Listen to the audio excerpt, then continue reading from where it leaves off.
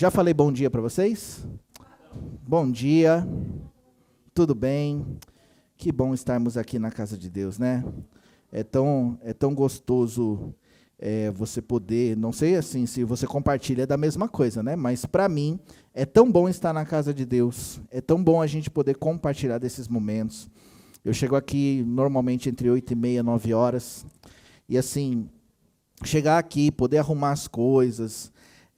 Eu tenho prazer em muitas coisas, sabe? Eu gosto muito assim de fazer algumas coisas. Uma das coisas que eu gosto muito de fazer na minha casa é arrumar meu escritório, arrumar minhas coisas e tal. Mas assim, eu não consigo descrever a alegria que tem no meu coração de poder chegar na igreja, arrumar as cadeiras, fazer alguma coisinha diferente. Por exemplo, né?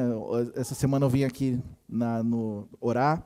E aí eu falei, eu vou arrumar ali atrás. Aí eu tirei os balcões de lá, coloquei para cá, fiz um L ali. Aí até fiquei pensando, um dia, quem sabe, né? A gente vai ter ali uma recepção. Né? Por isso ali de recepcionista. Mas eu gosto muito dessas coisas. Então, assim, eu gostaria que vocês também pudessem recuperar essa alegria de estar na casa de Deus. Eu sei que às vezes não é fácil. Mas existe uma alegria que Deus concede para aqueles que andam com Ele, que servem a Ele. E a gente recupera essa alegria voltando a fazer as primeiras obras. E não perde-se a alegria quando você continua sempre fazendo as primeiras obras. Né? Então, assim, eu não faço isso porque é minha obrigação, apesar de ser a minha obrigação. Né? Não sei se vocês entendem.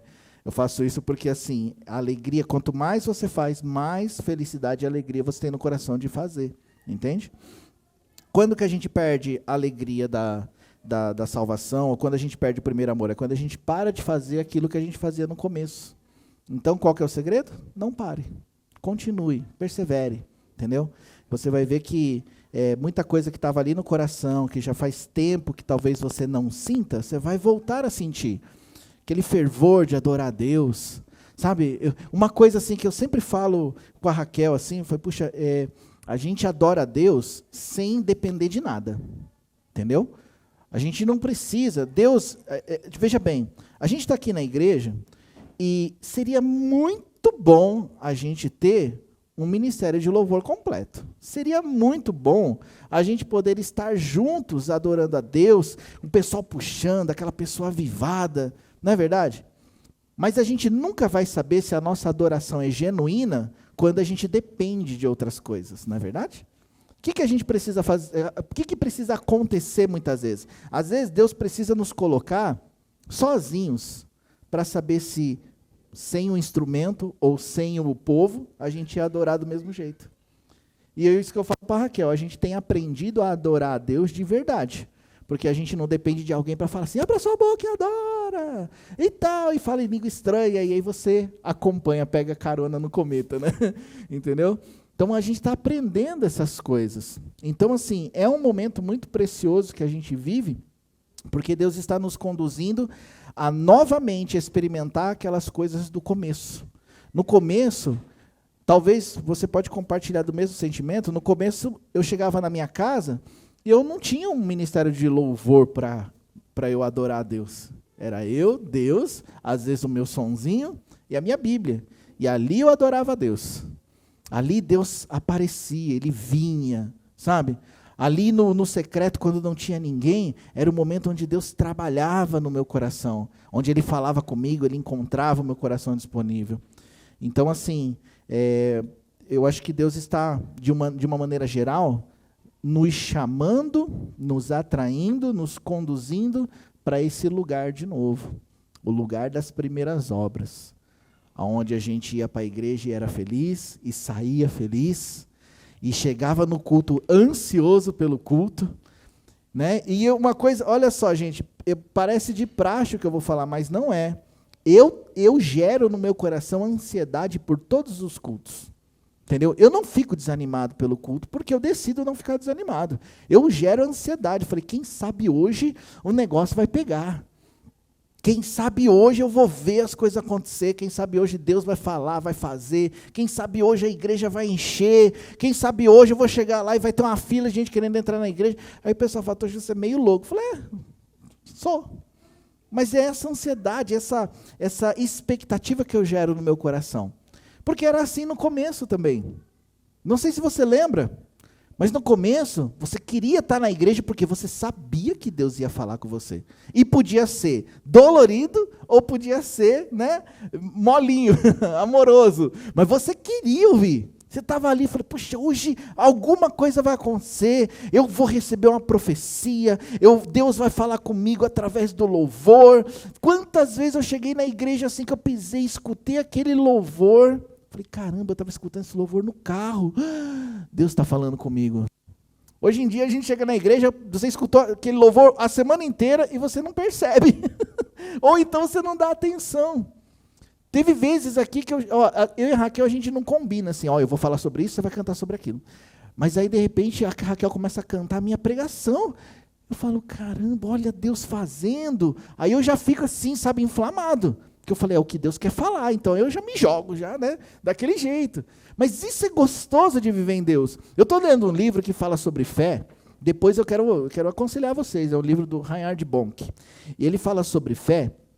E uma das coisas que, assim, uma das primeiras frases que ele escreve no livro é a seguinte: viver com Deus é uma aventura fascinante. Aí eu falei assim, esse cara deve estar muito drogado para falar isso, né? E aí ele começa a escrever o porquê. E a maioria das coisas que ele descreve são aquelas coisas que a gente, de certa forma, tem medo, tem receios de viver, de você viver pela fé, de você não saber o dia de amanhã e tal. E ele falou assim que é uma aventura fascinante, porque normalmente nas aventuras que você assiste na TV, como que elas são?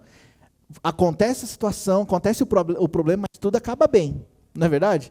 Aí vai o final, o mocinho vence, resgata a donzela, e não sei o quê, e eles vivem felizes. E ele estava descrevendo assim, que nem sempre é uma coisa tão cinematográfica. Mas quando você confia em Deus, e você vai pisar naquela ponte que pode quebrar, igual a do Indiana Jones, Deus está ali para te segurar. Quando você entra num lugar de muitos inimigos, quando é num outro filme, Deus está ali para te ajudar. Deus está em todo momento, então você não precisa ter medo de entrar, entre aspas, nas aventuras da fé, entende? E essas coisas nós precisamos resgatar no nosso coração, porque era assim no começo. O começo era gostoso você estar em Deus, você viver com Deus, Deus fazer parte da sua vida, você ir lá e ao invés de você optar pelo caminho mais simples, você optar pela oração.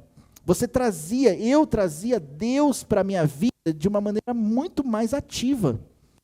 Então era lá na fábrica, acontecia aquela situação, a primeira coisa que a gente fazia era o quê? Orar, vamos orar. Aí você encontrava aquele chefe chato, vamos orar por ele, Deus vai mudar o coração dele. E aí orava e Deus mudava, não era assim? Eu acho que todo mundo já viu uma coisa ou outra assim. Aí você aparecia naquela situação, está faltando dinheiro, vamos orar, Deus vai prover. Aí aquele irmão naquele dia levava aquela compra para você e falava, meu Deus, olha Deus fazendo. Ou seja, a gente não tinha medo de entrar nas aventuras da fé. Não é verdade? A gente não tinha receios, porque sabia que Deus ia fazer alguma coisa. E mesmo que Deus não fizesse diretamente, quando você chegava no culto, tinha aquele versículo que eu falava, meu Deus, olha só, Deus é bom demais. E aí isso inflama o nosso coração. A gente se anima. Aí a gente vai lá conversar com a pessoa do lado e fala, cara, vamos para a igreja. Deus vai falar com você. E por que falava com tanta autoridade e propriedade? Porque Deus falava com a gente. Deus falou comigo, Ele vai falar com você. Deus fez um negócio da minha vida, Ele vai fazer na tua com certeza. Com certeza. Se você... Eu já fui assim, né, já fui mais, mas eu conheço gente que eu já vi, que ele fala assim, se você pisar na igreja, Deus vai fazer um milagre na sua vida. Ou então, eu rasgo a minha Bíblia. Eu olhei para a cara do rapaz e falei, o que você falou? Até eu vou pisar na igreja agora, depois dessa. E ele falou na cara do rapaz, que era paralítico, e falou, se você pisar na igreja, Deus vai curar você. Da onde ele tirou tanta fé assim? Porque, veja bem, pensa você no lugar da pessoa. Nem eu tinha tanta fé para falar daquele jeito. Entendeu? O paralítico não foi na igreja, mas o cara estava convicto. Ele vai pisar aqui, ele vai curar. Deus vai curar ele. Mas por que ele falou aquilo? Porque ele viu acontecer alguma coisa. Ele vivia aquilo. Entende? Hoje, a igreja ela só não é mais poderosa, né, nas atitudes, porque muitas vezes nós perdemos essas essências. A gente perdeu essas pequenininhas coisas e a gente nem percebeu que perdeu. A igreja se tornou uma rotina, onde você vem no culto e amém, e vai embora e amém, e aí eu volto para a minha rotina normal. A igreja não é mais aquele lugar de combustão. O que é combustão? Você sabe o que é combustão? Combustão é quando você coloca fogo na gasolina e pum, aquilo ali é uma combustão. A igreja era um lugar de combustão. Um lugar que quando você pisava, alguma coisa ia acontecer. Era nitroglicerina em cima de um caminhão. Colocou, chacoalhou, bum, já era. Sempre foi assim a igreja. E a igreja ainda é assim. Ela ainda é assim. O que mudou não foi o ambiente, o local e o próprio Deus. O que mudou foi a nitroglicerina aqui, que já não é mais tão nitro. Não é mesmo? O que mudou foi aqui, o combustível que não é mais tão inflamável. Aí Deus ele pode fazer o que for. A gente está meio endurecido. Mas isso não quer dizer que a gente precisa continuar assim. A gente só precisa voltar no processo. Veja bem, meus irmãos. Uma vez, eu peguei e comprei uma Coca-Cola lá no mercado. E aí estava quente, não estava na geladeira. E aí eu falei, não, beleza, eu coloco no congelador. Aí eu coloquei no congelador. Só que aí na correria eu esqueci. E aí ela congelou, passou do ponto. Aí eu falei, não, beleza. Aí eu peguei, coloquei na geladeira e deixei ali até ela descongelar. E passou um tempinho, uma questão de umas 4, 5 horas, ela descongelou. E aí a gente tomou a Coca-Cola geladaça daquele jeito. Né? Raquel gosta quando eu falo da Coca-Cola. O que eu estou querendo dizer com isso?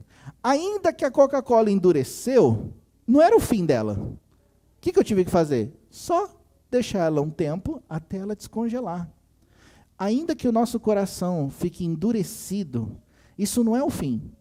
A gente só precisa colocar num processo inverso para ele se amolecer. Não é porque a gente ficou, porque faz tempo que não sei o que eu não recebo, que eu não consigo, que isso, que aquilo, que acabou a minha vida. Não acabou, não. Entro de novo no processo. Volto de novo para o processo.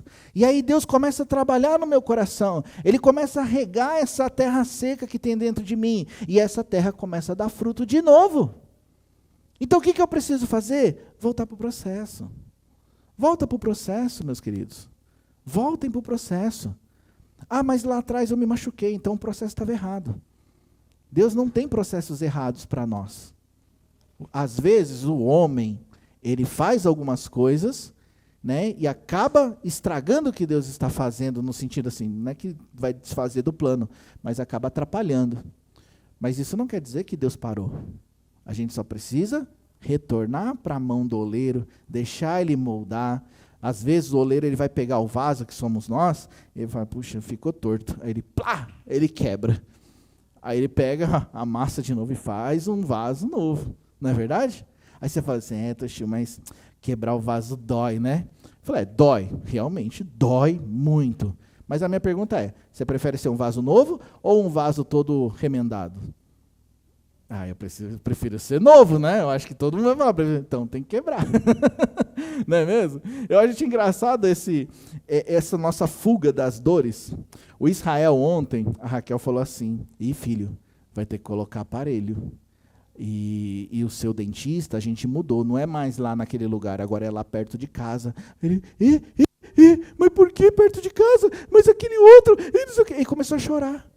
Aí a Raquel, calma, ele veio assim, aí eu abracei ele assim, eu falei, peraí Raquel, abracei ele, eu falei, Israel, vai doer mesmo, pode se preparar.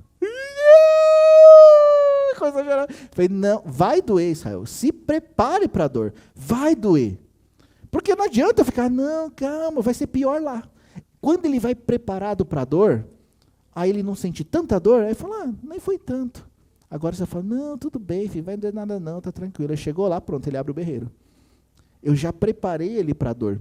Eu vou te falar uma coisa, Deus está nos preparando sempre para as dores. Você pode ver que Deus ele nunca fala assim, vai ficar tudo bem, por causa que é um mar de flor. Não, no mundo tereis aflições, vai ser complicado, e não sei o quê, mas persevere até o fim. Resista, não é verdade? Ou seja, o vaso ele pode até quebrar, mas se quebrou é porque você está no processo. Deus está nos conduzindo de volta para a gente poder ser aquela igreja gloriosa que nós éramos. Deus está nos conduzindo de volta para sermos aqueles cristãos maduros, firmes na palavra de Deus, convictos do que Deus pode fazer, cheios do Espírito Santo, cheios de desejo por Deus. A maior característica do crente, sabe qual é, Mateus? A maior de todas? É a alegria. E a gente perdeu essa alegria. Você sabe por que os crentes eram tão insuportáveis? Porque eles viviam rindo, dando risada, brincando, mesmo estando na pior das provas, não era assim? Eu não sei vocês, mas eu achava os caras tudo louco.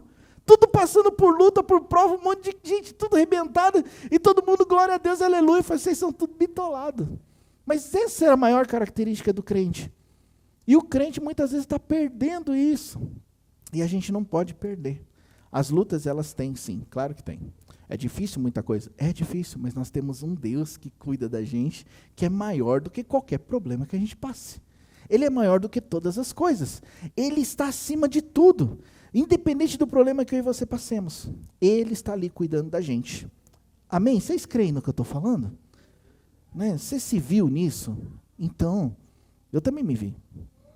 Então, olha só, lembra do que você fazia antes. Volte a praticar as primeiras obras. Esse é o processo que às vezes nós precisamos entrar. Tá bom? Glória a Deus. Agora que eu dei a introdução, vamos à palavra de Deus. Deus é bom demais. Mateus 4, pega aí a sua Bíblia, abra lá em Mateus 4. Mateus 4, do versículo 18 ao 22. Água, café também, se for possível. Docinho, tá? Docinho, por favor. Porque senão perde a graça, amor. Mateus 4, versículo 18 ao 22.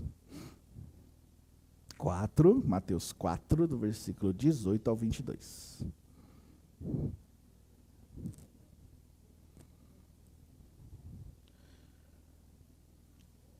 Amém? Pode ler? Nossa, ninguém responde. Muito obrigado. Fala assim, ó. Andando Jesus junto ao mar da Galileia, viu dois irmãos, Simão chamado Pedro e André. Eles estavam lançando as redes ao mar, pois eram pescadores. Disse-lhe Jesus: Vinde após mim, e eu vos farei pescadores de homens. Imediatamente eles deixaram as redes e o seguiram. Indo um pouco mais longe, viu outros dois irmãos, Tiago, filho de Zebedeu, e João, seu irmão. Estavam num barco em companhia de Zebedeu, consertando as redes. Obrigado, meu querido. Quando Jesus os chamou. E eles, deixando imediatamente o barco e seu pai, o seguiram. Amém? Feche os olhos por um instante. Vamos fazer uma oração? E eu quero que você faça uma oração pedindo para Deus falar com você. Ele tem uma palavra para você hoje, ele tem uma palavra para mim. E nós precisamos orar para que essa palavra realmente encontre o nosso coração aberto para o que Ele quer fazer. Senhor Deus e Pai, está aqui a Tua palavra, Senhor. Palavra poderosa, Tua palavra que muda circunstâncias, situações que transforma corações. Senhor Deus, eu quero abrir o meu coração para a Tua palavra. E peço para que cada um aqui também possa fazer o mesmo, porque eu creio, Deus, que hoje o Senhor pode impactar o nosso coração e mudar a nossa vida. E se houver alguma coisa tentando atrapalhar o Teu agir nesta hora, qualquer coisa que tente impedir o Teu mover nessa hora, Senhor, em nome de Jesus, nós repreendemos isso do nosso meio agora, Pai. Seja uma distração na mente, uma preocupação, seja o que for, nós repreendemos isso agora em nome de Jesus e damos liberdade, Senhor, para a Tua palavra agir no nosso coração. Em nome de Jesus. Amém. Ok. Vamos lá, meus queridos. Aqui fala do momento que Jesus, ele encontrou, né, foi procurando os seus discípulos. É muito interessante você ver que ele ia passando e chamou: venham após mim, vou fazer de vocês pescadores de homens. E outros ele pegou, passou ali e Jesus os chamou e imediatamente eles foram após Jesus. Você vê que ali foi o momento onde que Jesus chamou aquelas pessoas para andarem junto com ele, para segui-lo, para se tornarem discípulos de Jesus, não é verdade? Você concorda comigo com isso? Jesus, a partir daquele momento, começou um processo na vida daqueles homens para torná-los discípulos. Jesus, ele já tinha o objetivo para aqueles homens, certo? Jesus, ele não chegou à toa e falou, vamos dar um rolê junto? Não foi assim. Jesus chamou e falou, venham após mim e eu vou fazer de vocês pescadores de homens. Ou seja, Jesus já estava falando assim, ó, eu tenho um chamado para vocês. Venham após mim e eu tenho um chamado para vocês. E lá no final, em Mateus 28, você vai ver Jesus falando, agora, né, me dado todo o poder no céu e na terra, e de fazer discípulos de todas as nações, batizando, ensinando. Ou seja, a gente entende que esse foi o momento que eles disseram sim para um processo na vida deles. E qual era esse processo? O processo de se tornarem discípulos de Jesus, para que, por serem discípulos de Jesus, eles pudessem cumprir o chamado de Deus. Vocês estão me entendendo? Expliquei aqui para você compreender que não foi só Jesus falando, vem. Jesus já tinha um propósito, um processo para eles. Existe um perigo que a igreja, que sou eu e você, corremos se a gente não se atentar para a importância do discipulado bíblico, cara. Eu quero que vocês, por favor, escutem muito bem o que eu vou falar aqui. Porque hoje eu vou tentar ser bem simples, mas vai ser necessário a gente fazer alguns diagnósticos, tanto de nós mesmos como da igreja no geral. Ok? É um perigo que a gente corre, existe um perigo que a gente corre se a gente não atentar para a importância do discipulado bíblico. E por quê? Porque hoje, a gente está vendo hoje, na nossa geração, no nosso cotidiano cristão, nos crentes, nas igrejas, o que nós vemos hoje é o resultado de coisas que aconteceram alguns anos atrás, não é verdade? Por exemplo, vou te dar um exemplo para você entender, tá? O Mateus, ele é resultado do relacionamento do Silvio e da Cecília. A Isabela é resultado do meu relacionamento com a Raquel, certo? Resultado, não estou falando assim só de gerar, eu estou falando da questão de caráter, de formação, entendeu? Então, entenda, a geração de hoje, os crentes de hoje, são resultado de alguns anos atrás, não é verdade? E aí vem a primeira parte. Qual é o diagnóstico dos crentes de hoje? Aí você fala, ixi, o negócio está feio, Toshio. Pois é. O diagnóstico é ruim, porque alguma coisa ali atrás deu problema. Não é verdade? Não estou falando no geral, porque graças a Deus temos cristãos bons, pessoas que seguem a Cristo e tal. Mas alguma coisa ali atrás deu problema. Alguma coisa ali atrás deu ruim.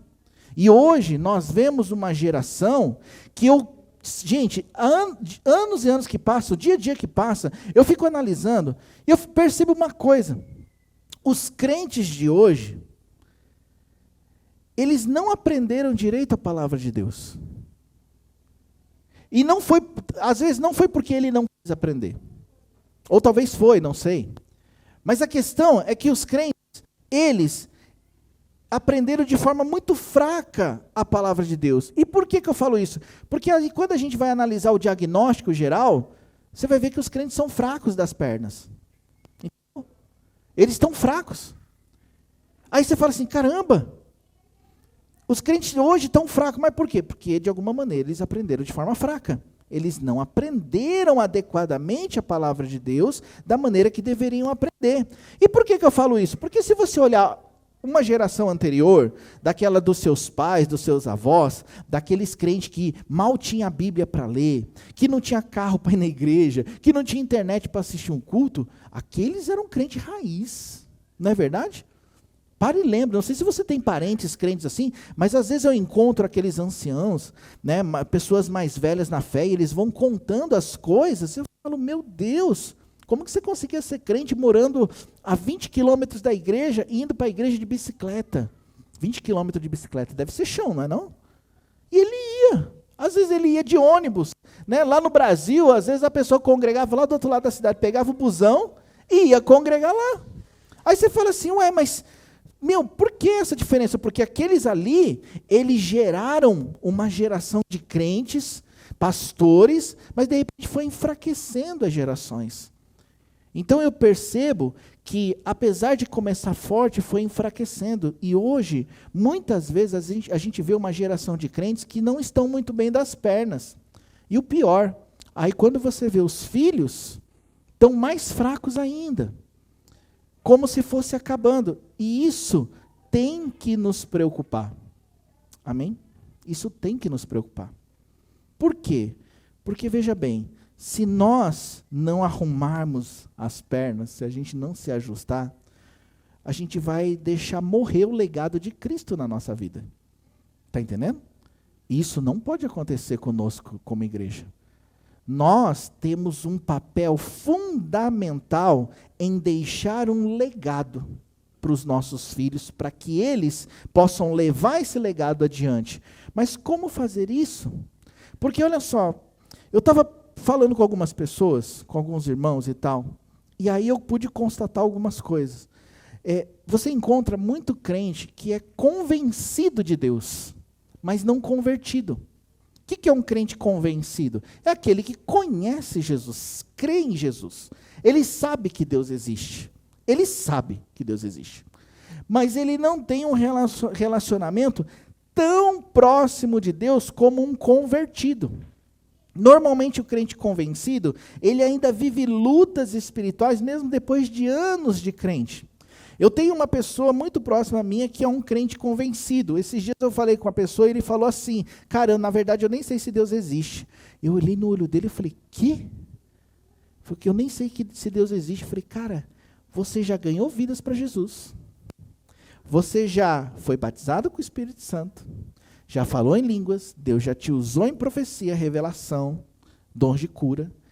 Como que você tem coragem de falar uma coisa dessa? Né? Porque, não sei, normalmente seria uma coisa assim, poxa. Ele falou, pois é, porque eu nunca consegui me firmar verdadeiramente em Deus. Ele ficava momentos na igreja, aí Deus usava, aí depois ele saía. Aí eu olhei assim, aí eu virei um parafuso, eu falei, Deus, o que está acontecendo? Aí ele falou assim, Toshio, ele acredita em mim, no tanto que eu uso ele, mas ele não se converteu a mim. Aí foi onde que veio o entendimento. Então, peraí, existem pessoas velhas na fé, vamos dizer assim, que tem muito tempo de igreja, que são convencidas e não convertidas? Aí Deus falou bem claro, Toshio, é só você ver Pedro. Olha Pedro. Deus falou assim, olha Pedro. Aí eu peguei Bíblia, vamos lá ler Pedro. E Pedro andou com Jesus 3 anos e meio. Não é verdade? 3 anos e meio, vendo Jesus curar. Chegou um momento, nos momentos mais emocionais de Pedro, né? Senhor, eu dou minha vida por ti. Aí Jesus falando assim para ele, Pedro, você tem que se converter, Pedro. Né? Você lembra dessa passagem? Pedro, você tem que se converter. Aí, não, mas não sei o quê. Pedro, você vai me negar, Pedro. Nunca te negarei. Ainda Pedro deu umas provas de amor para Jesus, cortou a orelha do Malco, né, e tal, aquela coisa toda. Mas na hora que o bicho pegou mesmo, na hora que era para prender Jesus, o que Pedro fez? Pedro negou a Cristo, não é verdade? Aí foi aonde que eu entendi que até Pedro, ele ali estava convencido, mas não convertido. Porque uma pessoa convertida, na hora da prova, ela não dá as costas para Cristo. Agora, uma pessoa que é convencida, ela nunca esteve intimamente ligada com Cristo. Por isso que Jesus fala na palavra dele, que muitos vão chegar lá no céu, Senhor, em teu nome expulsei demônio, curei enfermo, fiz isso, fiz aquilo, e Jesus vai falar o que para eles? Nunca os conheci. E por que nunca os conheceu? Porque não era o conhecer de saber que existe, porque Jesus sabe que nós somos, mas nunca conheci você intimamente. Nunca tive você íntimo no meu coração. E vai ser um choque, concorda comigo? Veja bem, eu quero me colocar nessa situação. Cheguei no céu, portão fechado. E eu fui lá e falei, Deus, mas eu estava lá no púlpito agora, pregando para as pessoas, falando do teu amor.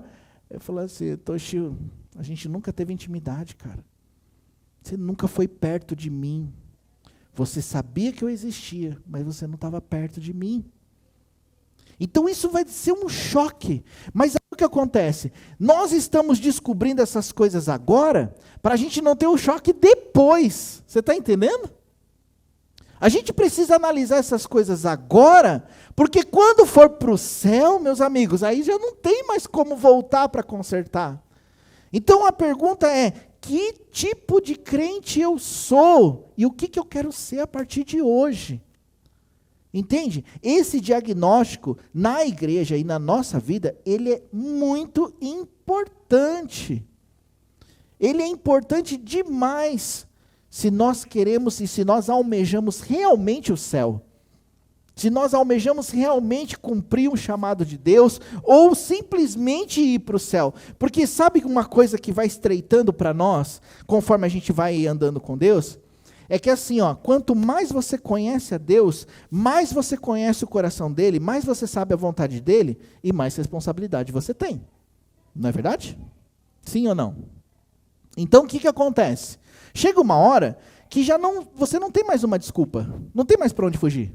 Você já sabe as coisas de Deus. Aí o que acontece? Aí você começa a perceber que a salvação não só depende de você não pecar nas coisas óbvias, não é mesmo?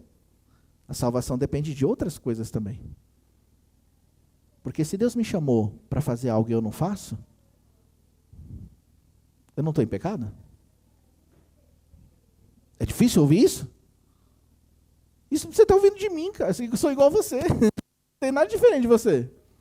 É difícil nós ouvirmos isso? Sim. Agora, pior é você constatar isso lá no céu.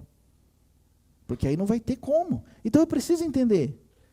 Eu preciso perceber qual que é o meu diagnóstico aqui. A gente não pode ser convencido. Nós precisamos ser convertidos.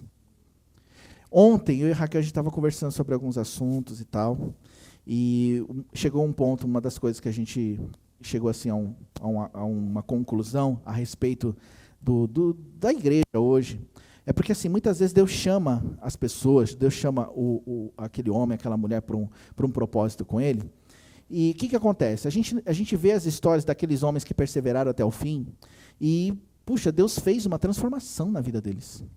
Né? O cara passou fome, passou dificuldade, não sei o quê, e de repente Deus virou a vida dele. E ele entrou num lugar em Deus assim, que quem olha hoje fala, meu Deus, olha como que Deus o exaltou. Aí a Raquel falou assim, mas Toshi, por que será que isso não acontece com muitas pessoas? Por que aconteceu com esse, mas não aconteceu com aquele outro? Aí eu ia responder, ela falou assim, talvez porque eles não foram até o fim, né? Eu falei, pois é. É exatamente isso. Porque Deus sempre nos chama. E Deus sempre nos atrai. Ó, escute o que eu vou falar. Deus nos atrai para o deserto primeiro. Para depois ir para a terra de Canaã. E é nessa hora, Deus chamou. A pessoa entrou, falou, agora, Deus vai fazer. Aí ele dá de cara com o deserto do Saara. Ele fala, meu Deus, não tem água, não tem comida, não tem ar-condicionado, está tudo zoado. Não é isso que Deus tem para mim, não. Aí ela desiste. Só que aquele que persevera, ele caminha pelo deserto, ele passa o deserto e entra na terra prometida. E é por isso que tem aqueles que você fala, uau, está lá em cima e outro está ali embaixo. Está entendendo? Vocês estão pegando o que eu estou falando? A gente precisa saber se nós somos convencidos ou convertidos. E como que a gente vai saber isso? Quando a gente entra nos desertos da vida. No deserto da vida que a gente vai saber. Na dificuldade do ministério que você vai saber. Na dificuldade de você vencer sua carne que você vai saber se você é convencido ou convertido. Por quê? Para que eu vou todo domingo de manhã para a igreja, cara? Fala a verdade, para quê? Que eu tenho que sacrificar meu trabalho, um trabalho que eu poderia fazer, para estar no culto domingo. Eu não posso ser crente na minha casa? Claro que você pode, se você quiser. Você pode buscar Deus? Claro que você pode, se você quiser. Mas a questão é, você é convencido ou convertido? Na hora da prova você vai saber. Aí eu sou convertido quando eu coloco Deus sobre todas as coisas e passo por cima das dificuldades e vou e persevero, e mesmo com dificuldade eu estou ali, naquilo que eu me comprometi com Deus em fazer, na palavra dele, isso sim, me mostra que eu sou convertido. É quando as pessoas estão em volta de mim e falam, você se parece com Jesus. Não, eu não sei de nada não. Não, aí eu não sou convertido, eu sou convencido. Porque na hora das pressões, eu espirrei. Mas por que eu estou falando isso? Eu não estou falando isso para você se sentir acusado. Entenda. Eu estou falando isso para a gente diagnosticar quem nós somos, meus irmãos. Eu tenho que me diagnosticar todos os dias de quem eu sou em Cristo. Se eu sou um convertido mesmo. Porque se eu sou um convertido, isso denota que eu carrego a minha cruz. Eu nego a mim mesmo. Eu não tenho mais vontade própria. Não é mesmo? Não é assim que a gente aprendeu?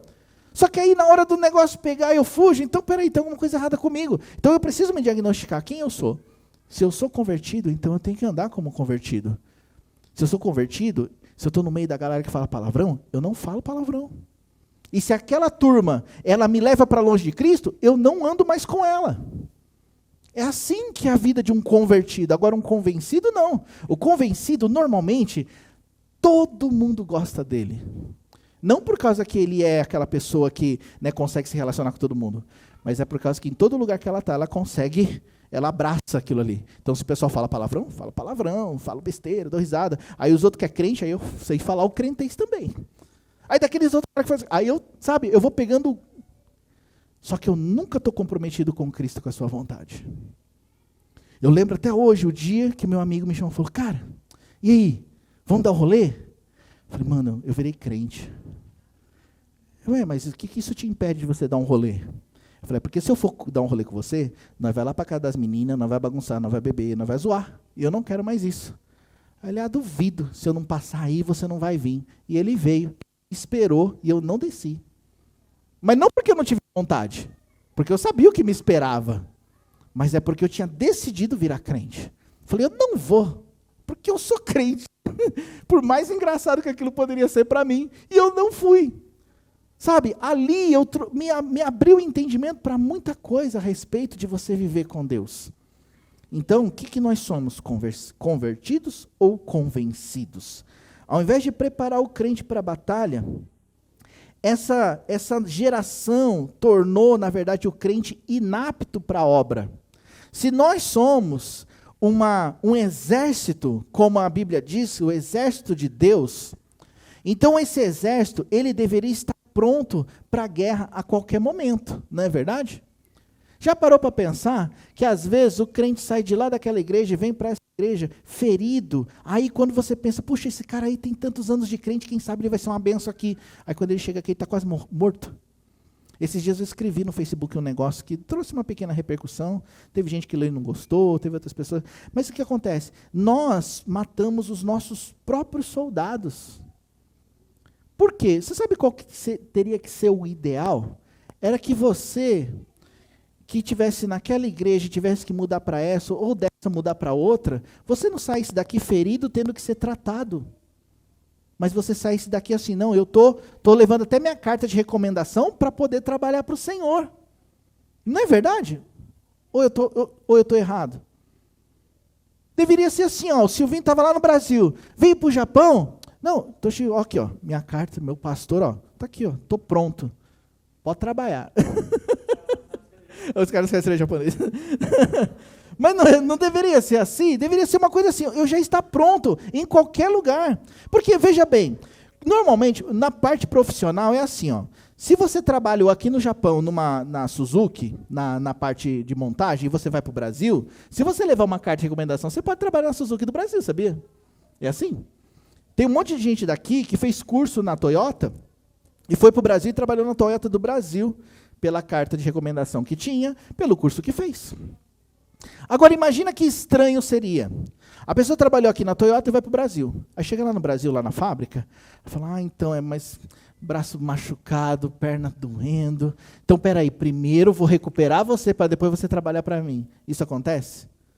Mas seria estranho. Não é verdade? Com Deus é bem parecido.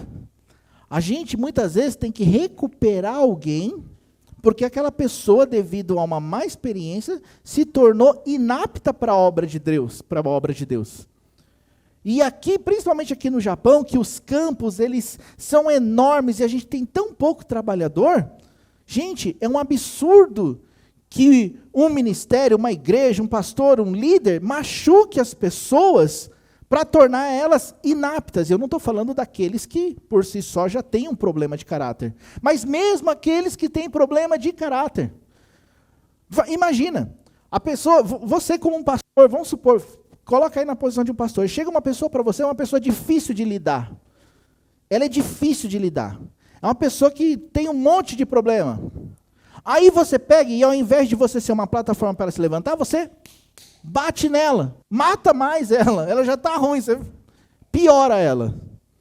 Não é fora de sentido de reino de Deus? Você sabe o que é isso? Isso é um problema lá atrás das pessoas que queriam levantar líderes, aí pega você para trabalhar, vamos pegar o Mateus, capacidade de liderança, vamos trabalhar no caráter dele, não, Mateus, então você não pode isso, não pode aquilo, faz isso, faz aquilo, e não sei o quê, e manipula e tal. Aí se você não me obedece mais, rebelde, vai para o inferno, não sei o quê, não. Aí sai da igreja, não, sai da igreja porque Deus tirou, porque é um rebelde. Você está me entendendo o que eu estou falando, né? Aí o que acontece? Você mata a pessoa, você acaba com ela. Ela se torna inapta para qualquer coisa, quando na verdade, às vezes, a pessoa só não tinha maturidade para receber alguma coisa. É uma fome, uma sede por um poder que nem Deus deu. Então, muitas vezes a pessoa se torna inapta para a obra de Deus, porque lá atrás ela foi machucada, porque não ouviu a palavra de Deus adequadamente, não foi ensinada adequadamente, e uma série de fatores. É necessário corrigir isso na nossa vida, no nosso coração. Um dos propósitos que nós temos como igreja aqui no Japão é corrigir o curso das coisas. E por isso que muitas vezes, a gente se sente sozinho. Muitas vezes a gente se sente como se fosse o mal compreendido. Eu conheço um monte de gente que falou assim para mim, Toshio, por eu ser sincero, as pessoas me excluem. Eu falei, eu te entendo. Eu te compreendo. Por eu ser sincero, por eu ser transparente, pessoas não param na igreja aqui. Sabia? Não estou falando de ser grosso. Estou falando assim, de falar a verdade do evangelho. Tem gente que não para na igreja. E é uma realidade. Entendeu? Quer ver uma coisa? Ó, se eu falo certas verdades para vocês, corre o risco de você nunca mais voltar aqui, porque você não gostou do que eu falei, mesmo sendo verdade. Quer ver? Posso fazer um teste? Você me permite fazer um teste? Por favor? Então tá bom. Se o culto começa às 10 horas e você chega às 10h05, não é uma questão de hombridade você avisar que vai chegar atrasado? Não estou falando de Bíblia, estou falando de caráter. Culto começa às 10, vou chegar às 10h05. Toshio, estou indo para o culto, vou chegar 5 minutos atrasado. Aí eu fico assim, puxa, glória a Deus, pelo menos ele vai vir. Aí dá 10 horas, tá? A Raquel, o Wilson, a Isabela aqui. E eu estou ali, falei, meu Deus, ninguém vai vir hoje. Estou lascado. Não, Silvinho sempre vem, mas... Entendeu? Pronto, falei isso. Meu Deus, todo mundo não vem no culto na semana que vem. Acabou. Mas eu fiz errado? Eu falei algo errado? Eu ensinei algo errado? Não. Porque é a realidade. Sabe por quê? Porque se você faz isso no teu trabalho, é descontado 1 hora do seu serviço. E você só não faz, porque senão teu chefe te manda embora, você perde dinheiro. Mas com Deus, de boa. Deus, na igreja do Toshio. Entendeu? Ó, senti um climão entrar aqui na igreja agora, porque eu falei isso. Veio um climão agora. Você entendeu? Por a gente falar algumas coisas que precisam ser faladas, as pessoas não param nas cadeiras. Isso precisa ser arrumado no nosso coração, na nossa vida. Porque não adianta depois a gente querer formar uma geração que vai fazer a diferença no mundo, se a gente não tem a manha de ser confrontado com essas coisinhas. Entendeu? Então é muito complicado hoje. Eu entendo quando as pessoas falam assim para mim, Toshio, quando eu falava as verdades, aí o pessoal me considerava rebelde, porque não podia opinar. Eu também não podia opinar. Se eu falasse alguma coisa, um dia eu falei assim, mas vem cá, pastor, mas esse lance aí de dízimo, de oferta e ser assim, ensinar dessa maneira, pronto, o pastor me chamou na salinha e falou, Toshio, você não está perguntando disso aí porque você está se rebelando contra aquilo que eu estou falando, não, né? Eu falei, perguntar é rebelar? Não, por causa que assim, você nunca falou isso, de repente você veio com essas ideias. É estranho. Aí você já fica assim, né, apreensivo. Meu Deus, é proibido pensar. Entendeu? Mas isso a gente está falando de líderes, não é verdade? E quando não é líder? E quando a gente é confrontado naquilo que a gente está vivendo? Né? A gente precisa corrigir esse curso, porque é isso que apaga o fogo do Espírito no nosso coração. Deus, ele deseja, o desejo de Deus é nos ativar o nosso chamado, nos capacitar para toda boa obra. Não é para a obra só de ganhar vidas. Ganhar vidas é uma boa obra, não é verdade? Limpar o chão da igreja é uma boa obra, não é verdade? Servir o café é uma boa obra. Você já parou para pensar? Gente, você já parou para pensar que até para servir um café a gente está travado muitas vezes? Já parou para pensar? Sabe por quê? Porque para servir o café, você precisa chegar pelo menos 9h45 para fazer o café. Não é mesmo? Gente, vocês estão me entendendo onde eu estou querendo chegar? Não estou cobrando, não é a título de acusação. É para saber se nós somos convencidos ou convertidos. É para saber se a gente está com Deus mesmo ou se a gente está no engano. É por isso que Deus trouxe essa palavra ao meu coração. Vamos lá. A narrativa bíblica, tudo que está na Bíblia aqui, está vendo? Tudo que está aqui tinha um objetivo, ok? Jesus ensinou os discípulos aqui com um objetivo, que é Mateus 28, 19 e 20, a grande comissão. Portanto, ide, tudo que Jesus passou com os discípulos, 3 anos e meio, desde que os chamou até a sua ascensão aos céus, depois falou, portanto, ide fazer discípulos de todas as nações. Eu trabalhei com vocês 3 anos e meio, para que vocês chegassem nesse ponto e vocês pudessem ir e fazer discípulos. A narrativa bíblica tinha um objetivo, que era a grande comissão. Jesus salva o homem e o ensina para ele repetir o processo. Amém? É isso. Ok? Resumidamente é isso. Ou seja, há um processo de crescimento que todo cristão precisa estar envolvido. Olha só, grave isso no teu coração, meu querido. Eu não estou aqui para apontar para a sua vida, eu estou aqui para você apontar para a sua vida. Tá? Você precisa olhar para dentro do seu coração. Tem um processo de crescimento que todo cristão precisa estar envolvido. Por quê? Porque se Jesus chamou os discípulos para andar com ele, para depois falar, e de fazer discípulos, eu também preciso estar dentro desse processo. Ok? Isso já traz uma questão aqui. Se eu não estou no processo, tem alguma coisa errada. Todo crente, ele está envolvido no processo. Por quê? Porque ele é crente. Quando Mateus foi chamado na coletoria, aqueles outros foram chamados quando estava pescando, todos eles entraram caminhando com Jesus, Jesus foi mostrando para eles, vocês estão vindo comigo? O Filho do Homem não tem onde reclinar a cabeça. Vocês estão vindo comigo? Vocês vão ser apedrejados, vão ser humilhados. Vocês estão vindo comigo? Vai acontecer isso, isso e isso.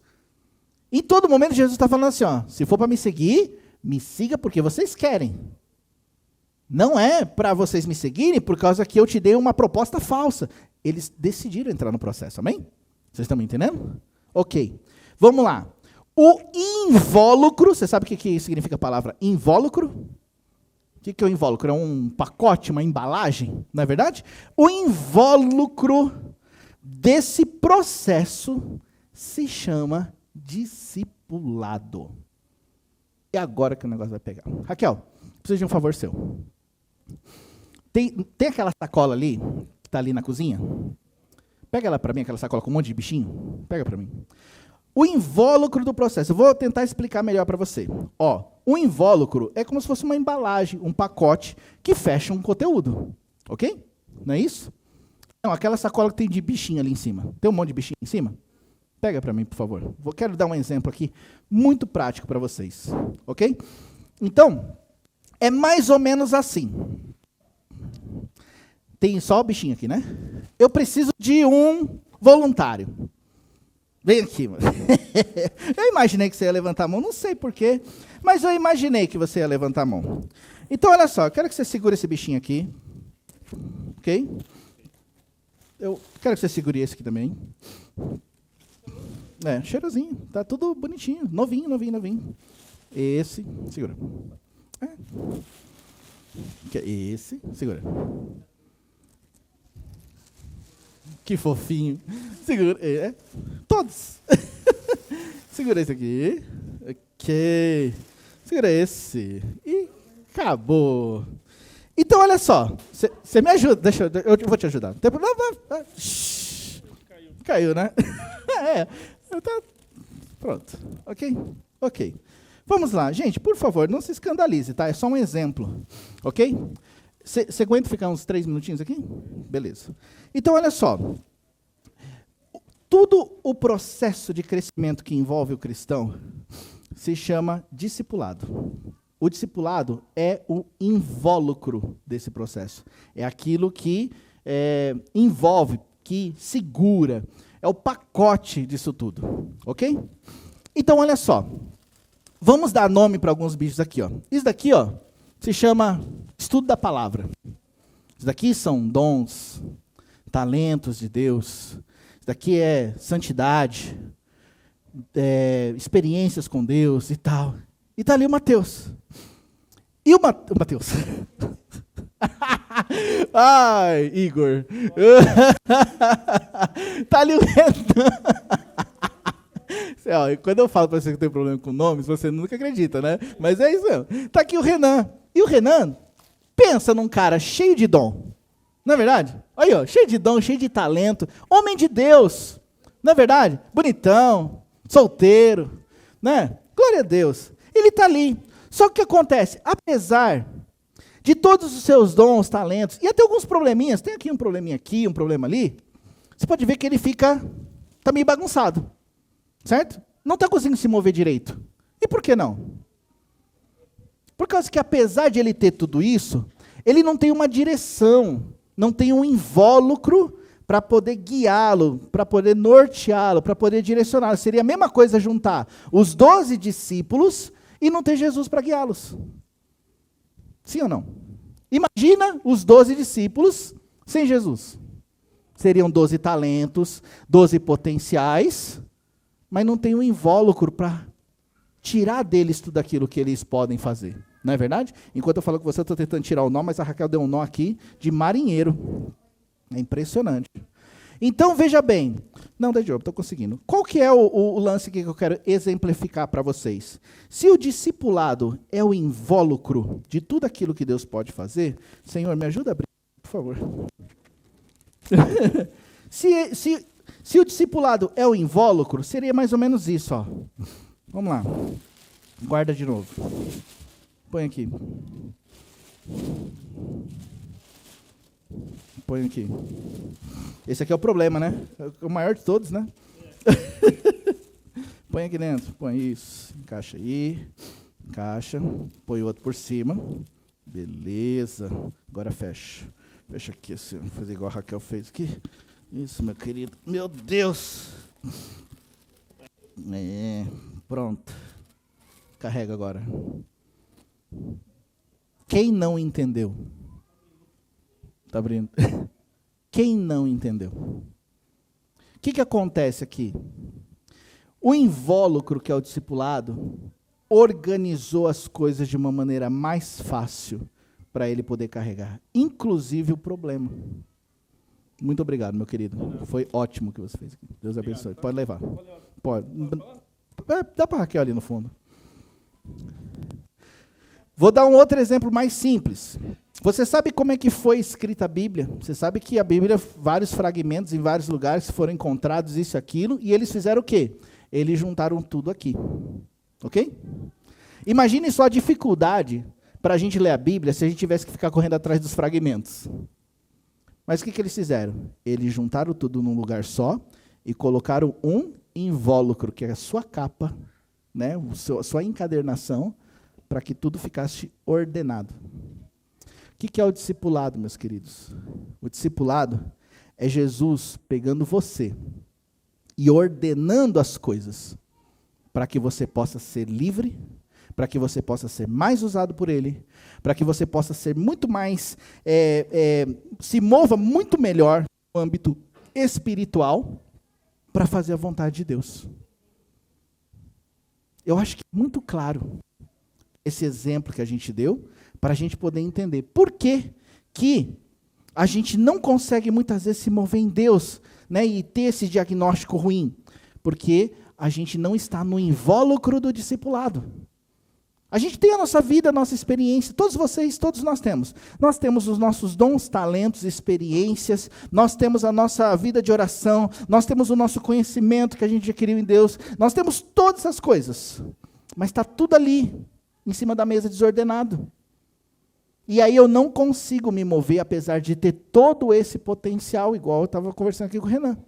O discipulado, ele é esse invólucro, esse ambiente que Deus mexe na nossa vida para a gente poder cumprir com o processo e com o propósito dele. Amém? Vocês estão aqui comigo? Ok. Jesus nos deixou o modelo bíblico de discipulado. Está aqui na Bíblia, como que ele fez com os discípulos. Se você ler um pouquinho só Mateus, Marcos, Lucas e João, você vai perceber como que é o modelo bíblico do discipulado, gente. Vai ser simples de entender. Logo que a gente leu aqui, você não vê Jesus conversando e convencendo as pessoas, me segue, vem, porque aí, sabe o que vai acontecer? Sua vida vai mudar, você vai ter uma casa, vai ter um carro, vai pagar conta, eu vou pagar todas as suas contas, diz o Senhor. Não é verdade? Foi essa a proposta que ele fez? Não foi. Mas quantas vezes a gente já não ouviu essa proposta? Se você entregar sua vida para Jesus, Jesus ele vai restaurar todas as coisas. Aí você já se imagina numa mansão com aquela Ferrari na porta, porque Jesus vai restaurar tudo.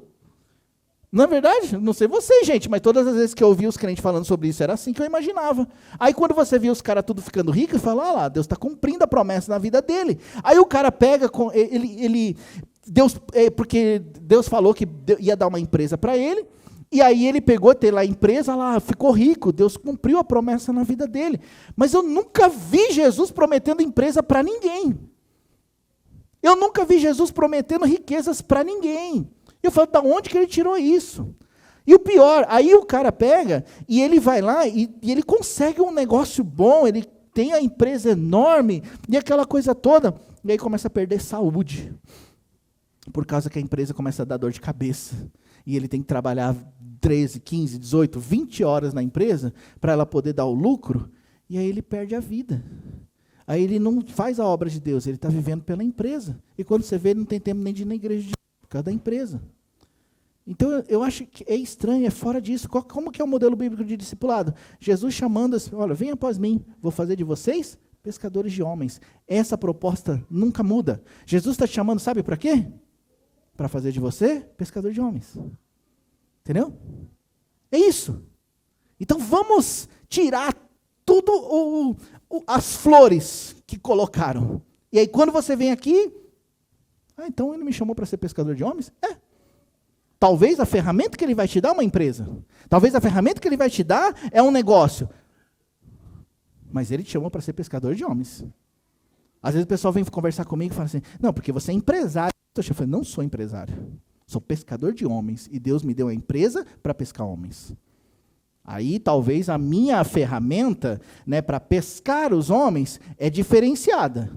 Mas eu não sou empresário. Eu não sou. Entende? Então, às vezes, a ferramenta que Deus te dá é uma ferramenta que pode alcançar mais pessoas. Mas o chamado é o mesmo. Deus te chamou para ser pescador de homens. Aí o que acontece? Como que é o modelo do discipulado bíblico? Ele te chamou, você foi, porque você quis. Você quer seguir a Jesus. Você quer aprender sobre Ele. Então Jesus está caminhando com eles. As raposas têm covis, os passarinhos têm os seus ninhos, mas o filho do homem não tem onde reclinar a cabeça. Aí você ouve aquilo ali, aí você fala, eu tenho uma escolha, eu posso continuar andando com ele, ou eu posso deixar de segui-lo. Não é verdade? E aí, não, eu vou continuar, porque eu quero segui-lo. Aí ele pega, Jesus vai lá e dá uma bronca. Para trás de mim, Satanás, você não fala das coisas de Deus, mas sim das dos homens. Aí Pedro olha para ele, Jesus, está errado isso. Você não falou para mim que você ia ser tão bravo assim. Pedro não pode falar isso, porque Pedro escolheu andar com Jesus. Aí Jesus vai olhar para Pedro e falar assim, se você quiser ir embora, você pode ir. Entendeu? E não é assim que ele falou lá em Mateus, em um versículo, não sei se foi 12, deixa eu ver. Eu não lembro agora, está na Bíblia, tenho certeza. Não foi no momento que ele chegou com os discípulos e falou assim, muitos dos discípulos abandonaram ele, e ele falou assim, vocês também não querem ir junto? Aí Pedro fala, não, Senhor, para onde nós iremos se só tu tens as palavras de vida eterna? Não é verdade? Você sabe por que ele falou aquilo? Porque ele está fazendo uma pregação, ele falando assim, ó, eu sou o pão vivo que desceu do céu. Quem come da minha carne, bebe do meu sangue, tem parte comigo. E todo mundo ouvindo aquilo, aí fala, muitos dos seus discípulos já não andavam mais com ele. Entendeu? Oi? Duras são essas palavras. Exatamente. Agora, por que aconteceu isso? Por causa que Jesus ele estava falando as verdades para as pessoas. Mas ele não chamou os discípulos com a proposta errada. Ele falou. Vocês vão andar comigo, vocês têm que entender o que vocês estão passando. Quando você leu os evangelhos, está ali escrito. É que a gente fica floreando demais. Mas está ali escrito como que vai ser a caminhada com Cristo. É lógico que dentro dessa caminhada tem as suas bênçãos, não é verdade? Lógico que tem. Lógico que na caminhada com Cristo tem os seus momentos de refrigério, de bênção, de descanso. É maravilhoso. Mas a gente não pode confundir. Por que a gente se machucou nos discipulados, nas coisas que a gente viveu? Porque a gente não andou na proposta de Cristo. A gente andou na proposta dos homens. Eu falo isso por mim mesmo. Eu aceitei a proposta dos homens e não a proposta de Cristo. Eu andei na expectativa dos homens, não na expectativa de Cristo. Vou contar para vocês uma coisa, que eu sei que eu tenho que contar aqui. Quando caiu os bichinhos, certeza. Quando a Raquel, escutei, caiu lá alguma coisa. Então, depois a gente vê. Quando a gente queria trazer a Isabela estava no Brasil e a gente queria trazer a Isabela. Aí a gente ficava assim, meu Deus, precisa trazer a Isabela, a gente precisa de dinheiro, porque era uma grana que a gente ia gastar, uns 800 mil, pelo menos a gente ia gastar. E a gente estava no desespero. E a proposta que nos vinha ao coração, Silvia, era a seguinte, confie em Deus, Deus vai te abençoar. E amém? Vou confiar em Deus, Deus vai nos abençoar. Só que aí o que acontecia? No meio dessa proposta tinha aquela questão assim, nós estamos pensando em te abençoar. A igreja está pensando em te abençoar. Puxa, glória a Deus. Raquel, fica tranquila, Deus vai nos abençoar. E ficamos ali, naquela expectativa. Foi passando o tempo. E aí não saiu o papel. Quando saiu o papel de 2 meses. A elegibilidade normalmente tem 3 meses, saiu para 2 meses. E agora, o que a gente faz? Não, mas Deus falou que vai nos abençoar. Só que Deus não nos abençoou. Aí a gente teve que correr atrás. Fizemos lá uma feijoadona, vendemos feijoada, vendemos ovo de Páscoa, vendemos pãozinho, não sei o quê. Levantamos o dinheiro. E a Raquel foi buscar a Isabela lá no Brasil.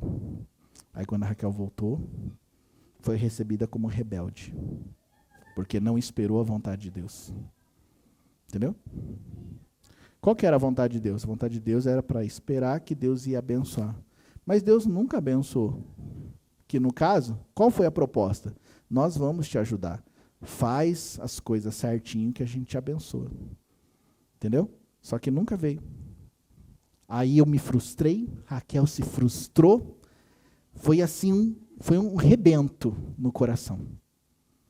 Por quê? Porque eu fugi do padrão Bíblia. Eu esperei nos homens. Eu fiquei ali na Bíblia, não, porque, não, Deus, não fiz isso. Eu fiquei ali, não, fica tranquila, Raquel. O pastor falou que vai abençoar. Entendeu? E não aconteceu. Qual foi o erro? Mas não foi o erro do pastor, foi o erro do Toshio, porque a Bíblia está ali para o Toshio, e o Toshio não estava na Bíblia, o Toshio estava na voz dos homens. Os homens têm a sua parcela de culpa por ensinar errado, mas eu tenho a minha maior parcela de culpa por não seguir a palavra de Deus, está entendendo? O que eu preciso fazer? Eu tenho uma responsabilidade de ensinar o padrão bíblico do discipulado para vocês. Mas vocês também têm uma responsabilidade de seguir o padrão bíblico do discipulado. Está entendendo? Então, Jesus nos deixou o padrão bíblico do discipulado. E aí o que acontece? Voltando no exemplo aqui, você pode ir para a célula, ir para a igreja, e tudo isso é muito importante. Orar, jejuar é vital, ler a Bíblia é vital. Você pode fazer tudo isso, mas sem o discipulado fica solto. Fica ali igual o Mateus, o Renan, com tudo na mão, tentando segurar, caindo, coisa daqui, coisa dali, o problema está ali no meio, ele não consegue nem enxergar o problema para resolver, pela falta do invólucro que é o discipulado. Qual que é o modelo bíblico que Jesus deixou? O modelo bíblico que Jesus deixou é: nós sermos discipulados por alguém como Cristo. Ok? Veja bem, quais são os problemas do discipulado? O problema do discipulado, o primeiro de todos, é o seguinte: não, mas eu sigo a Deus. E é claro que você segue a Deus. Por favor, siga a Deus. Ok? Mas qual que é o padrão bíblico que Jesus deixou? Se fosse todo mundo só seguindo a Cristo, quando Cristo foi embora, ninguém seguia mais ninguém. Não é verdade? O que Jesus deixou então? Ele deixou um padrão. Então, depois que Jesus foi, teve os discípulos, não teve os apóstolos? Pedro, Tiago, João, Paulo. Jesus sempre deixa alguém para seguir alguém. Esse é o padrão. Esse é o princípio bíblico. Se você não segue ninguém, se você não é discipulado por ninguém, ou se você fala assim, eu sou discipulado por Cristo, está errado, não é o padrão bíblico. Todos nós precisamos de alguém e Jesus colocou dessa maneira, não fui eu. Está entendendo? Eu sei disso também. E eu preciso disso também. Eu também preciso seguir alguém. A gente estava falando, acho que na célula, sobre isso. Falei assim, a quem você obedece? Aí, normalmente, aquela pessoa que tem dificuldade com o discipulado, fala assim, não, eu obedeço a Deus. Ok, eu acredito nisso. Mas o próprio Deus colocou um padrão de discipulado, de você obedecer a alguém. Quem você obedece? Aí, se você não tem ninguém para obedecer, ainda que você obedeça a Deus, você está fora do padrão bíblico das coisas. Você já ouviu a história dos discípulos e discipuladores? Elias e Eliseu, Moisés e Josué. Você já percebeu como que é tremenda a vida deles? Sabe por quê? Porque eles foram discípulos de alguém. Certo? Ah, mas ele foi discípulo de Moisés. Foi discípulo de um assassino. Ah, mas esse assassino abriu o Mar Vermelho. Não deixa de ser assassino. Quem aqui quer ser discipulado por um assassino? Levanta a mão. Ninguém? E Paulo? Não, e Paulo? Mas Paulo é Paulo. Ué, Paulo também matava cristãos, meu amigo. Você quer ser discipulado por um assassino também? Não, mas se eu pudesse escolher, ia ser o rei Davi. Ah, um adúltero. Assassino, adúltero. Você está entendendo? Você sabe o que é isso? É tudo uma capa de orgulho, de soberba, para não entrar no padrão bíblico. E para mim, gente, não muda nada. Eu estou falando isso, novamente, para a gente ter um diagnóstico de que tipo de crente que nós somos. E a solução para a gente poder mudar algumas coisas. Então, assim, se eu não entro no padrão bíblico do discipulado, do acompanhamento, de você ser acompanhado por alguém, eu nunca vou conseguir sair do buraco que eu entrei. Até rimou. Nunca vou conseguir. Põe aí na tua rima. Né? Nunca vou conseguir. E por quê? Porque foi assim que Jesus determinou. Olha que interessante. Aí está ali Pedro. Pedro discipulava os demais. Aí chega Ananias e Safira. E os dois morrem.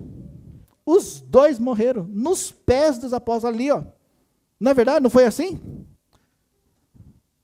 Fala a verdade, eles eram convertidos ou convencidos? Eles acreditavam em Deus. Eles levaram a oferta. Não levaram? E morreram. Agora, espiritualmente falando, muita gente está morrendo hoje por causa disso, porque ficam tentando enganar o Espírito Santo com as suas atitudes. Mas e aí, o que eu devo fazer? Meu Deus, que pregação pesada. Não, não é pesada, ela não é pesada, ela só é verdadeira, meus irmãos. Ela não é pesada, ela é verdadeira. E o que eu devo fazer? Vamos lá, vamos se levantar agora. Tá bom, já entendi, agora eu preciso me ajustar. Ou talvez você precise de um tempo, vou ler um pouco a Bíblia. Então vai ler, meu querido, vai lá buscar em Deus. Isso que eu estou falando, para saber se é real, seja um crente bereano. Os crentes bereanos ouvindo Paulo pregar, Silvão. Paulo! Espera aí, Paulão, depois na conversa, deixa eu ver se a palavra de Deus diz assim mesmo. E foram lá. para saber. Então seja um crente bereano. Só não permita que a sua vida cristã, ela seja uma vida falsa. Não permita que a sua vida cristã seja uma vida travada.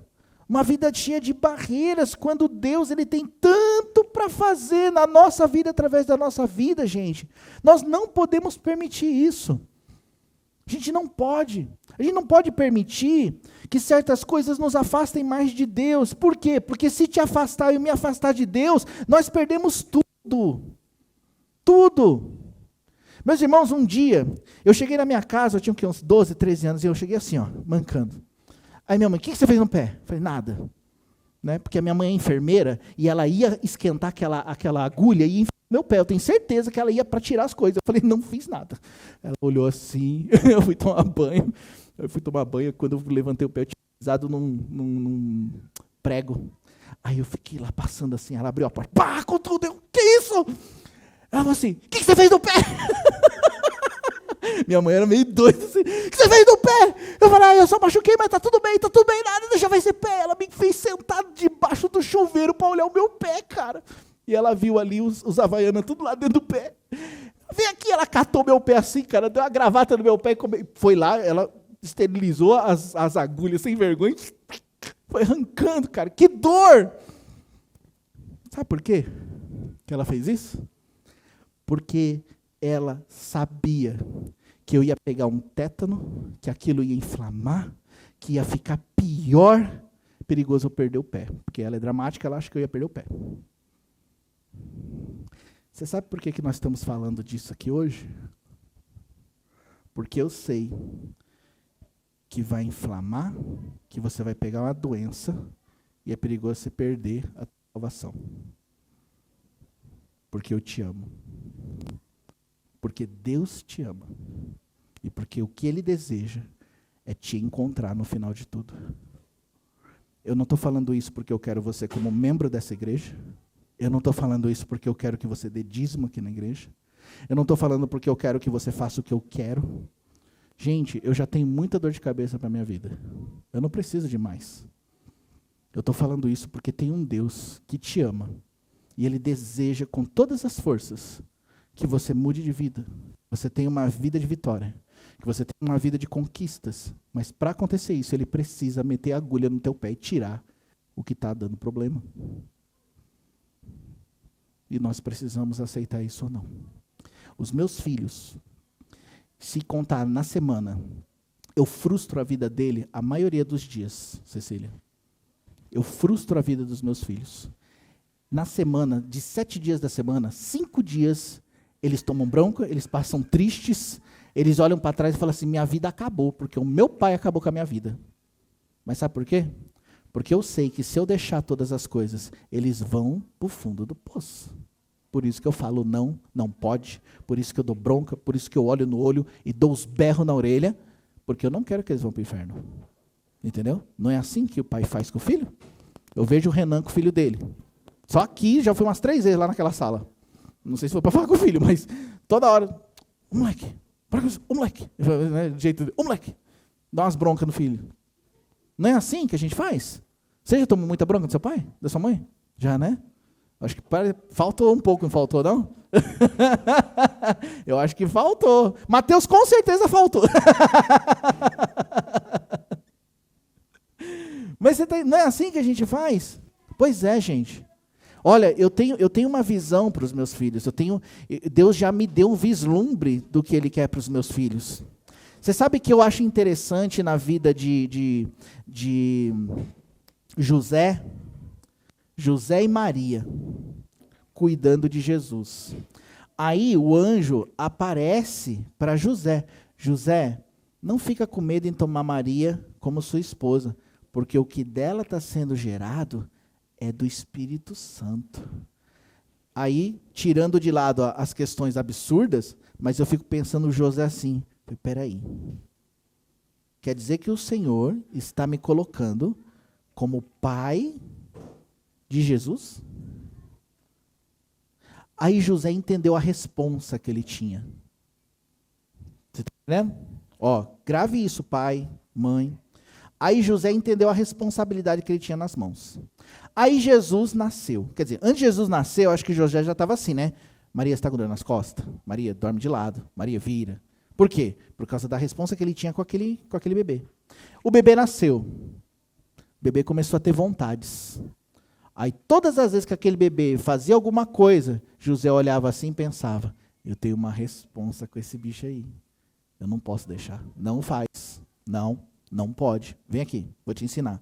Tá vendo ali? Não pega no celular. Entendeu? Aí José olhava assim, peraí. Deus lembrava ele, não esquece que o que você está cuidando é meu e para alcançar um propósito. Aí José falava assim, Jesus, vem aqui.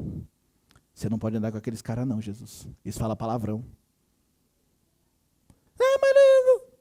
Jesus, não. É menino, não tem entendimento. Ele não pecou, ok? Ele não pecou, a gente precisa entender isso. Andando nessa linha, colocando aqui nessa linha, Jesus não pecou. No tanto que quando ele se perdeu lá no meio da multidão, quer dizer, quando os pais perderam ele, e foi lá, ele estava lá no templo, aí Jesus fala assim, eu não devo fazer as coisas do meu pai? Aí Maria olhou assim para ele, eu pensei, Maria, já falou? Então agora volta. E ele foi, não é verdade? Por quê? Eles tinham uma visão, eles falavam assim, eu estou cuidando do homem que vai salvar a humanidade. E aí, eles abraçaram aquela responsa, e ó, firme. Aí eu olho para Isabela, para Israel, Benjamim, e você olha para o filho de vocês. Aí ele está lá, bagunçando. Aí eu chego lá e falo, não. Aí, pai, não. Ai, mas eu não posso fazer nada nessa vida. Não adianta, porque eu tenho uma visão para eles. Eu tenho um propósito para eles. Deus tem um propósito para eles. Aí o Israel vem, aí eu já falei, os meus filhos, eu ensino os meus filhos assim. Filhão, você vai no dentista e vai doer. Acostume-se com a ideia. Não é igual eu falei no começo, né? Acostume-se com a ideia. Vai doer. Vai chegar lá, vai doer, cara. Já se prepara para a dor. Aí quando ele chega lá, ai pai, não doeu tanto. Ai, não doeu tanto. Ai, não doeu tanto. Não doeu tanto porque eu preparei ele para a dor. Por que eu fiz isso? Porque eu sou mau. Não, gente, é por causa que Deus tem um propósito para ele. Então eu vou apertar o cinto. Você acha que eu vou deixar a Isabela casar com qualquer um? Não vai casar com qualquer um. Não vai. E se eu aparecer um gavião perto, eu dou bicuda. Não vai. Vai casar com aquele cara que Deus quer que ela case. E ela pode ficar triste, pode ficar desesperada. Eu vou morrer. Morra, mas não vai.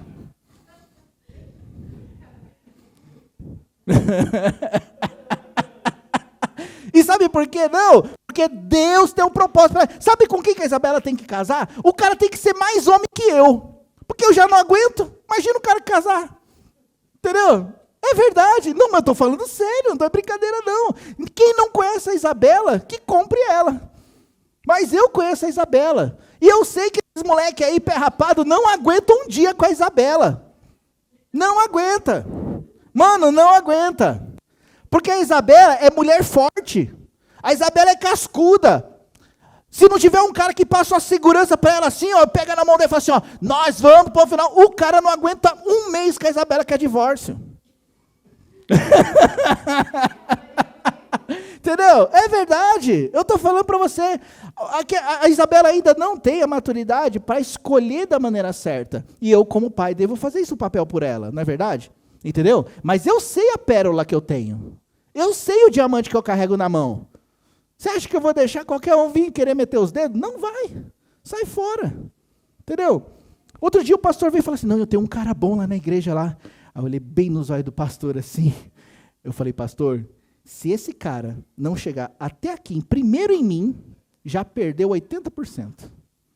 Porque para chegar até mim, tem que ter coragem, meu amigo. Mas você tem que ter muita coragem para chegar até mim. Aí se você chegar, aí sim, já 80%. Você fala, poxa, o cara teve a coragem. Por quê? Porque eu sou ruim? Não, gente. É por causa que eu sei o que Deus tem para ela.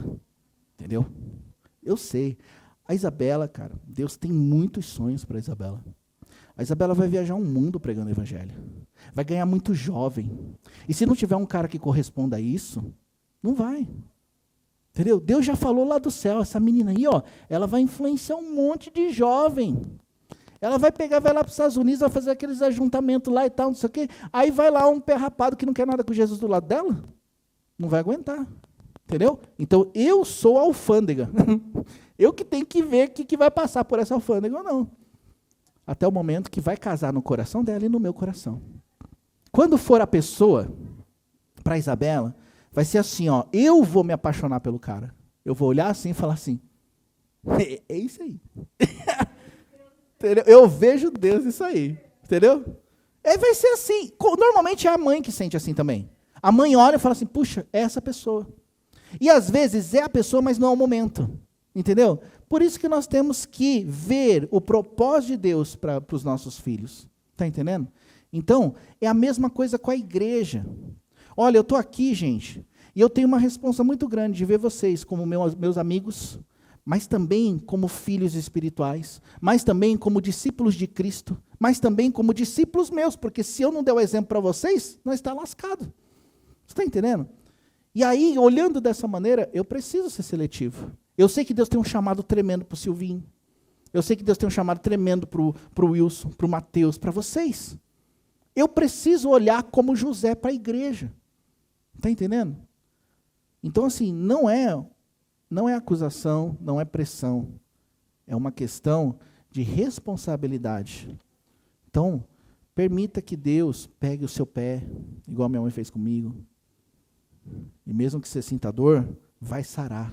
E você vai estar apto para poder fazer a boa obra de Deus em qualquer momento. Essa a vontade de Deus. Amém? Vamos ficar de pé para a gente orar? Fique de pé um pouquinho. Dá uma esticada aí, né? Ficou quase 2 horas sentado, né? Toshio fala pra caramba, né, gente? Meu Deus do céu. Eu sei. Raquel vai botar um louvor. Eu queria que nessa hora, assim, depois que agora que você deu uma esticada, queria que você fechasse um pouquinho os olhos, para você focar no seu coração. Feche os seus olhos para você ouvir o teu coração, para você analisar a tua vida. Eu gostaria que todos fizessem isso. Eu sei que às vezes você ainda não está assim, tão assim com Deus. Eu sei disso. Mas eu queria que todos nesse momento pudessem parar um pouquinho e olhar para dentro de si. E Deus, Ele está te fazendo uma pergunta. 2 perguntas. A primeira pergunta é, você é um crente convencido ou um crente convertido? Essa é a primeira pergunta. E você, nessa altura, você já sabe o que você é. Se você é convencido ou convertido. Porque hoje a gente falou muita coisa que deu para diagnosticar quem você é. Mas a segunda pergunta que Deus faz é para você que percebeu que você é convencido. E Deus está te perguntando assim, você quer ser um crente realmente convertido? Porque Deus, Ele é um Deus de esperança, é um Deus de fé, é um Deus de renovo, é um Deus que ama você.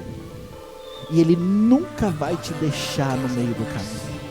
Ainda que nós tenhamos errado com Ele, Ele não vai nos abandonar, Ele não vai te abandonar. Então a pergunta de Deus não é para te abandonar, a pergunta de Deus é para te abraçar. Se eu e você, nós percebemos que nessa manhã Deus falou com a gente, e a gente percebeu que a gente está em falta com Deus, o Senhor nos diz agora, mas vem para mim, porque eu te amo e eu posso restaurar a sua vida. Eu posso restaurar o teu coração, eu posso mudar a sua história, eu posso tirar as feridas da tua alma, curar elas, e posso te habilitar para um novo tempo. Eu posso te dar uma nova história, uma nova esperança, um novo coração, diz o Senhor para você e para mim. Eu posso pegar o teu coração de pedra e mudar ele, transformar ele num coração de carne, de modo que Deus possa escrever nele. Ele pode fazer isso comigo e com você. A questão é a gente aceitar se nós queremos ou não. A gente decidir se a gente quer ou não. A questão é se a gente quiser, a gente permitir. Deus, então eu quero que isso aconteça. Eu quero, Senhor, eu percebi. Eu sou um crente convencido, eu não sou convertido. Mas eu quero me converter hoje. Eu não quero que quando chega o momento da prova e do deserto, eu abandone o Senhor. Eu não quero que nos momentos de luta, eu abra mão de tudo e deixe o Senhor. Eu quero ficar firme. E vai vir, quando você fizer isso, se você fizer isso de todo o seu coração, vai vir do céu um fogo, uma chama, um poder que vai acender o teu coração de novo para Ele. E esse poder vai te levar de novo nas mãos do oleiro. E esse poder vai te conduzir para o processo de novo. E você vai ver coisas novas começando a acontecer. Aí você vai ver que o seu ânimo vai mudar. Aí a Bíblia diz que todo lugar que você colocar as suas mãos vai ser abençoado. Mas não por causa que Ele vai te dar riquezas, mas é por causa que você se tornou uma bênção. Você começou a viver o propósito de Deus. Aí Deus vai começar a trabalhar no teu coração. Aí Ele vai tirando aquelas coisas que te atrapalhavam de ficar com Ele. E você vai começar a viver uma vida com propósitos. É isso que Deus quer fazer comigo e com você nessa manhã. Então eu quero te convidar a fazer uma oração ao Senhor. Raquel vai aumentar o som, você fica à vontade, mas não deixe passar essa oportunidade. Fale com Ele, abra sua boca, ore. Você não precisa gritar para ninguém ouvir, mas fale com Deus, só não deixe essa oportunidade passar. Senhor Deus e Pai, eu me coloco aqui junto com os meus irmãos, Pai. Deus, eu quero te agradecer pela tua palavra que trouxe luz ao meu coração. Mas, Senhor, eu venho diante de ti com um propósito. Eu quero uma mudança na minha vida também. Eu também, Senhor, quero ser convertido. Eu quero me converter a ti. Eu não quero chegar no momento, Senhor, e abandonar o Senhor nos momentos de luta. Eu não quero, Senhor Deus, mais dar as costas para o teu chamado. O que eu desejo, Senhor, é ficar perto de ti, ficar perto do Senhor. Por favor, Espírito Santo, toma a nossa vida nessa manhã. Deus, por favor, vem com o teu Espírito sobre nós. Vem tocar no nosso coração, acender a chama que há dentro de nós. E que em nome de Jesus, esta manhã, seja o início de um novo tempo, uma nova história, um novo começo em nossas vidas, Pai. Senhor, por favor, toma a vida de cada um aqui, Senhor. Toma a vida daqueles que estão acompanhando pela internet, Pai. Que hoje, Senhor, o teu Espírito possa fazer, ó Deus, com que aquele que ainda não nasceu de novo possa nascer de novo. Espírito Santo, por favor, leva-nos a um novo nascimento, a nos convertermos verdadeiramente ao Senhor, a nos arrependermos dos nossos pecados, a mudarmos a nossa mente, o nosso coração, em nome de Jesus. Pai, por favor, nós queremos ser discípulos, nos ensina, nos conduz ao caminho do discipulado, e leva-nos, ó Deus, ao entendimento de tudo aquilo que o Senhor está nos levando, a nos ensinando hoje, Pai, em nome de Jesus. Senhor, acende a chama do nosso coração, gera fome e sede da tua presença aqui neste lugar. Senhor Deus, em nome de Jesus, que cada um aqui seja impactado pelo poder do teu Espírito Santo, em nome de Jesus. Por favor, Pai, Senhor, eu peço por favor que essa manhã seja o início realmente de um novo tempo em nossas vidas. É esse o nosso desejo. E eu creio que o Senhor também pode fazer isso. Senhor Deus, nós rejeitamos, Pai, tudo aquilo que o inimigo plantou na nossa vida. Deus, em nome de Jesus, na autoridade do nome de Jesus, todas as armadilhas de Satanás estão quebradas agora. O inimigo tentou, Senhor Deus, criar uma armadilha para nos amarrar, para tentar nos afastar de Ti, Senhor. Mas em nome de Jesus nós quebramos isso agora da nossa vida. E declaramos, Senhor Deus, que somos Teus. Nós somos do Senhor. Tu és o dono da nossa vida. E nós Te amamos com toda a força do nosso coração, Pai. Muito obrigado, Espírito Santo. Em nome de Jesus. Amém. Glória a Deus. Obrigado, Deus. Amém. Você pode sentar um pouquinho? A gente...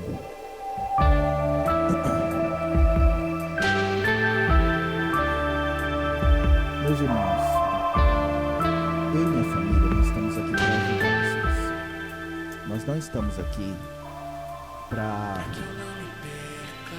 requerer de ninguém nenhum tipo de honra, nem reconhecimento.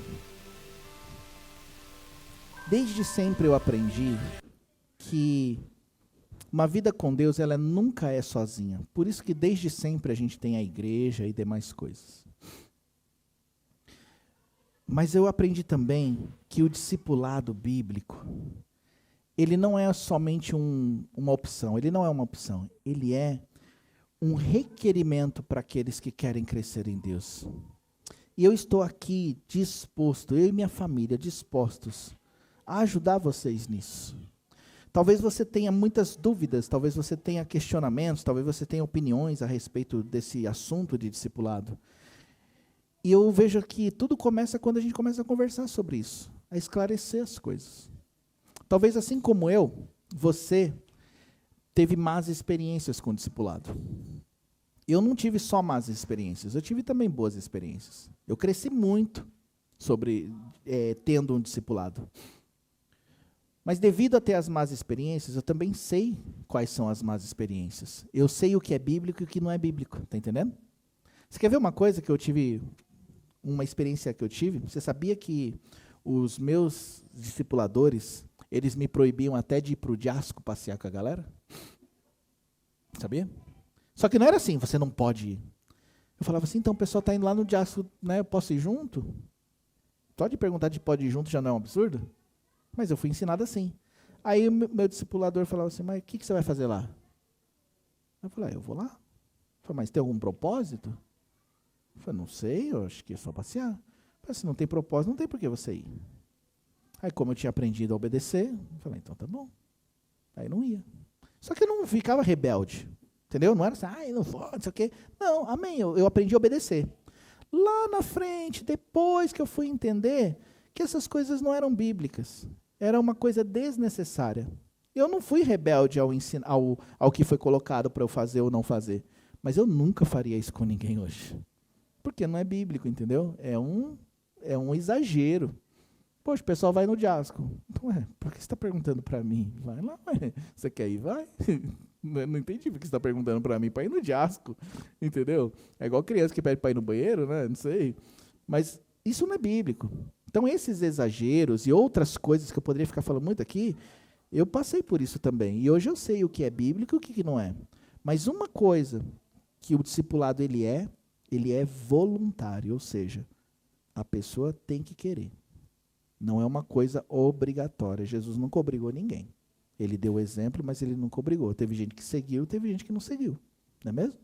Então, mas eu sei que para quem deseja crescer que eu digo assim, não é crescer... Gente, algum crente não cresce? Tem essa opção, crente não cresce? Então, tipo assim, se você quer estar mais próximo de Deus, se você quer viver uma vida real com Deus, o discipulado é um invólucro. Você precisa ser discipulado. E eu e a Raquel, eu e minha família, nós estamos aqui para ajudar. O discipulado é conversar, o discipulado é fazer amizade, o discipulado é você poder ter a liberdade de buscar ajuda, entendeu? Você está passando por um problema, quer uma ajuda? Poxa, eu tenho lá meu discipulador. Liga. Fala, cara, precisava trocar uma ideia, está passando um problema. Ah, Toshio, mas às vezes tem coisa que você não vai conseguir me ajudar. Beleza. Tem coisa realmente que eu não vou conseguir te ajudar diretamente. Mas a gente não pode se juntar em oração? Por exemplo, se você chegar para mim e falar assim, puxa, eu estou precisando de uma situação assim, assim, assim. Eu falo, cara, vou morar, porque eu também não sei o que fazer. Dá a mão aqui, vou morar junto. Discipulado é isso. Discipulado é você saber que tem alguém do seu lado, que alguém que te acompanha, que zela pela tua vida e que pode, de alguma maneira, cooperar no teu crescimento espiritual. Então, nós estamos aqui. É claro que eu não vou ficar batendo na porta de ninguém. Você quer discipulado? Você quer discipulado? Porque é igual Jesus. Estou passando aqui e falou, vem. Entendeu? Aí se você quiser vir, vamos. E se você não quiser vir, aí não vão. Né? Tá? Mas eu estou aqui dispondo a nossa ajuda para cada um de vocês. Amém? Glória a Deus.